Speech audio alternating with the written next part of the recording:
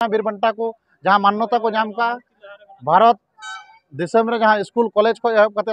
30 जून हुल माहा हिल जनो आबू कोरेन जहाँ आदिवासी गाताक को जहाँ चाकरीजीवी को मेना से गिदर पिदर को आबू कोरेन स्कूल कॉलेज रे को ओलो पढ़ा kan तमना नुकु हो जनो नोआ हुल माहा रे को शामिल दाड़े मा और नोआ को गालमाराव कते गे आले नोडे हुल माहा ले पालन सद केदा आदो नितो तिहिन आपे पुतिराम रे हे कते तिहिन सिदु कुनु मूर्ति है निया दो तीन जगह ना प्रोग्राम ताहे कान तपया तेज आले आदिवासी सेंगेल अभियान पहाटा से को जहाँ 30 जून हुल माहा उपलक्षे जहाँ भारत दिसम रे से धरती जकात 8 राज्य रे सेंगेल अभियान कमी होरा चलाकना उनका लेकाते 6टी पॉइंट आते आदिवासी सेंगेल अभियान हुल माहा मानाव केदा उनका लेकाते तिहिन आले बाइक रिली साव 2 चक्का 4 चक्का नोआ को रिली आले ले एतहब केदा जहाँ मिहिदीपाड़ा मिशन मोड़ ठेन खन ओंडे खन एहब कते बुनियादपुर ठेंगापाड़ा गंगारामपुर फुलबड़ी बाउल ओंडे खन पुतिराम नोआ जहाँ चौमथा मेना नोडे सिदु कानू स्टैचू जहाँ मूर्ति नोडे माल्लो ले दान केदा और उनका लेकाते नोआ 6टी इशू जहाँ मेना तले नोआ इशू चेतानते आले ले गालोज गालमाराव केदा नोडे आदो उनका लेकाते तिहिन आदिवासी सेंगेल अभियान जहाँ नोआ हुल माहा तिहिन नोडे पालनना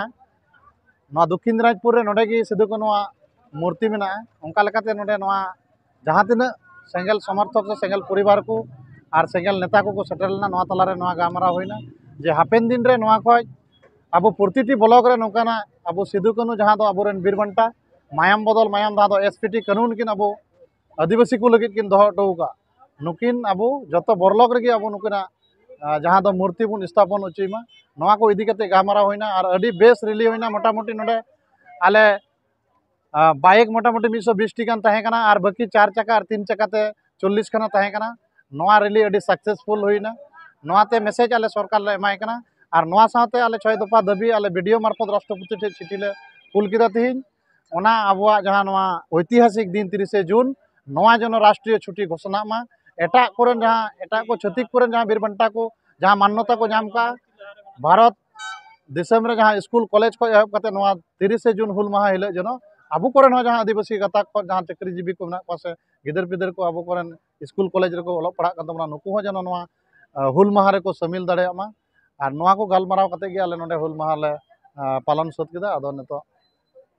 अलिया नितुम परिमल मार्डी आदिवासी सेंगेल अभियान दक्षिण दिनाजपुर जिला सभापति और नोआ हुल माहा तलारे नोडे सेटर जहाँ को ताहे kan तमना आबोरेन सानाधरम प्रेसिडेंट बेलाको टुडू गंके ओना साथे सानाधरम वाइस प्रेसिडेंट तटी टुडू गंके और ओना साथे युवा छात्र मोर्चा रेन प्रेसिडेंट परिमल हंसदा और सानाम 8टी ब्लॉक रेन ब्लॉक सभापति को और सेंगेल समर्थक से सेंगेल परिवार रेन सेंगेल वॉलंटियर को सानाम को सेटलना तो नुकु को आयमा सराव और दिसम रेन दिसम पेड़ा को आपे हो नोआ आदिवासी समाज तलारे जहाँ नुकिन बीरबंटा मेना को नुकिन इदी कते आपे थोड़ा उयहर भावना को से गुणन अब सावताल समाज इदी कते अब बुन जितकरो मा जुबित कते निया को इदी कते गालमाराव होइना मा सानाम को जोहार।